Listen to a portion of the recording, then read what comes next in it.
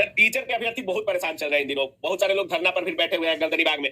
Domicile हो गया, supplementary result हो गया, इन सारी मुद्दाओं को लेकर बैठे हुए हैं। ऊपर से टीआरई 4 कब तक आएगी, अभी तक कंफ्यूजन बना हुआ है। क्या कुछ बोलिएगा टीआरई 4 के छात्रों को सर?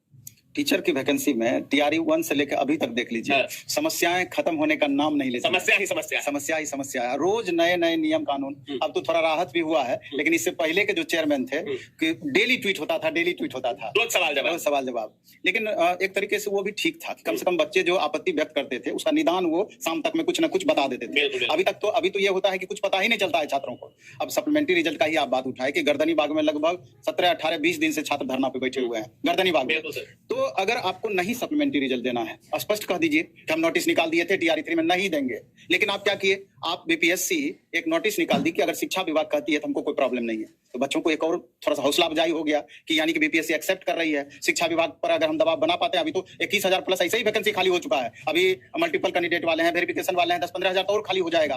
तो वास्तविक में कहा जाए तो 83,000 समथिंग वैकेंसी, 27,774 निकला था। मुश्किल से 40,000 वैकेंसी भी सरकार भरने नहीं जा रही है। तो क्यों नहीं ये छात्र मांग करेंगे सप्लीमेंट्री रिजल्ट होना ही चाहिए। सेम मार्क्स में कोई बच्चे टीचर बने हुए हैं, यानी कि वेरिफिकेशन हो चुका है, और सेम मार्क्स में धरना पे बैठे हुए हैं। यहाँ तक कि 2, 3, 4 मार्क्स जिनका कम भी है, अगर सरकार चाहे थोड़ा सा उदार बने तो सबका सामंजस्य संभव है। क्योंकि आप जितनी वैकेंसी निकालते हैं पूरा सीट भरिएगा कि नहीं, कि यही सोच के निकालते हैं कि आधी सीट को हमको आगे बढ़ा देना है, अगली वैकेंसी में ऐड कर देना है। तो हम पूरी तरीके से सप्लीमेंट्री स्टूडेंट छात्रों जो सप्लीमेंट्री रिजल्ट की मांग कर रहे हैं उनके साथ हम हैं। और सभी छात्रों को कहना चाहते हैं आप गर्दनीबाग जाइए, घर में बैठे रहने से कुछ नहीं होगा। वहां पर अगर संख्या बल आपकी मजबूत होगी तो उतना ही ज्यादा शिक्षा विभाग पे दबाव बनेगा और उतनी ही जल्दी आपकी बातें सुनी जाएगी। 99% होप रखिए कि आपका मांग पूरा होगा ही होगा, लेकिन आपको लगे रहना होगा। छात्रों का समय अभी बहुत उपयोगी है, बहुत महत्वपूर्ण है, क्योंकि टीआरई 4 अब तक का सबसे टफ वैकेंसी होने जा रहा है। एक एक मिनट का महत्व है। अगर ईमानदारी पूर्वक अगर आप देखेंगे, किसी मैथ और साइंस के छात्र को आप खोज लीजिए जिनका 6 to 8 में मैथ साइंस है, 9, 10 में मैथ है, पीजीटी में आपका मैथ रहा हो या साइंस रहा हो, तो वहां पर आप देखेंगे कि अगर सही तरीके से वो रूटीन बनाए तो 13-14 घंटे का रूटीन भी कम पड़ेगा, एकदम 13-14 घंटे का रूटीन भी कम पड़ेगा। यही 4 महीने में इतना चीज उनको पढ़ना है, समय कहाँ है उनके पास। लेकिन फिर भी डे बाय डे में अलग अलग तरह का नोटिस देकर ये देखे वो देखे, ये हो जाएगा वो हो जाएगा, संभावनाओं का खाली दौड़ चलते रहता है और बच्चों का टाइम वेस्ट होता है। बीपीएससी का लोगो लगा के नोटिस बोलते हैं, ये मेरे ख्याल से उचित नहीं है। आप एक बार नोटिस दे दिए, 2-4 दिन के बाद फिर आइए बच्चों के बीच नोटिस दीजिए, या अगर कुछ कन्विंस करना है, ये माध्यम हो सकता है कि बैच का प्रचार का या और कुछ का भी, लेकिन गैप होना चाहिए। डे बाय डे में 2-3 को अगर हम ही वीडियो बनाने लगेंगे नोटिस के नाम पर तो बच्चे तो कितना मेरा सुनेंगे, भ्रमित होंगे ही होंगे।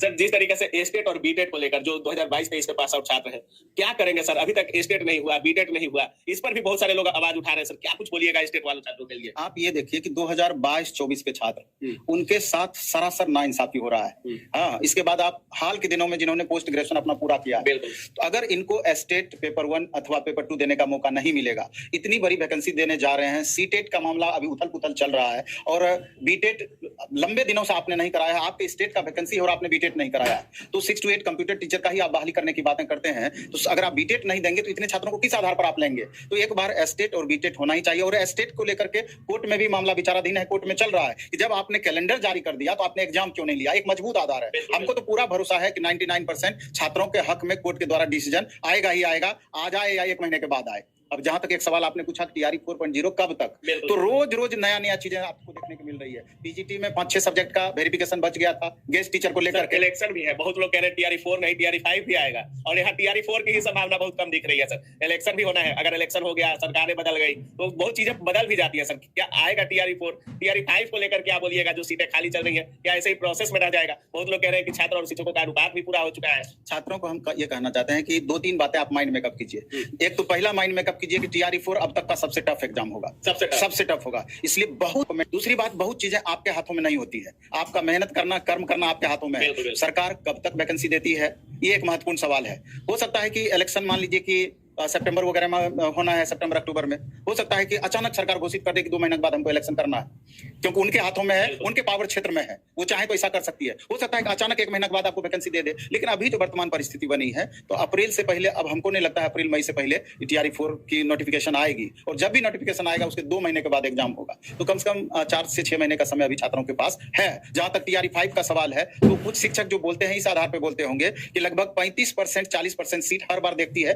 कि देखा जाता है कि बचा लेती है और उसको अगली वैकेंसी में ऐड किया जाता है। तो स्वाभाविक है कि जितनी भी वैकेंसियां 70,000 निकले, 80,000 निकले कि 1 लाख निकले, अगर 35-40% सीट बचा ली तो फिर तो 35-40,000 सीट बची जाएगा। तो हो सकता है TRE 5 निकाल दे, एग्जाम अगला पंचवर्षीय योजना में होगा, ऐसा भी हो सकता है। कोई बड़ी बात नहीं, इसलिए पढ़ाई करते रहिए, जो आपके जिम्मे है, आपके हाथों में है, जम करके प्रैक्टिस कीजिए। अगर क्लास की जरूरत है तो क्लास कीजिए, जैसे भी हो। आपका TRE 1 से लेकर TRE 3 एग्जाम तक 4 प्रश्न पत्र अभी आपके सामने है, उसी को आधार बना करके ईमानदारी पूर्वक आप मेहनत करते रहिए। फल की चिंता ना करें, फल देने वाला ऊपर वाला है। एक चीज की मांग लगातार TRE मतलब TRE 1 से ही कर रहे हैं छात्र, लेकिन अभी तक मिला नहीं है शायद सर डोमिसाइल सर। अभी भी बिहार के छात्र डोमिसाइल की मांग कर रहे हैं। शिक्षक और एज एक बिहारी होने के नाते, बिहार स्टेट के होने के नाते, तो स्वाभाविक रूप से पूरी तरीके से बिहार के बच्चों के साथ हम रहेंगे, इसमें दिक्कत नहीं है। लेकिन देखना ये होगा कि अगर कानून संगत बात की जाए तो बिहार सरकार को यह अधिकार प्राप्त है कि एक लेवल ये तय करती है। 100% डोमिसाइल तो इंप्लीमेंट करना संभव नहीं है, नहीं कर पाएगी, लेकिन जो एक विंडो सिस्टम जो होता है, जो कई सारे स्टेट कर रखे हैं, तो सरकार चाहे तो वैसा कर सकती है।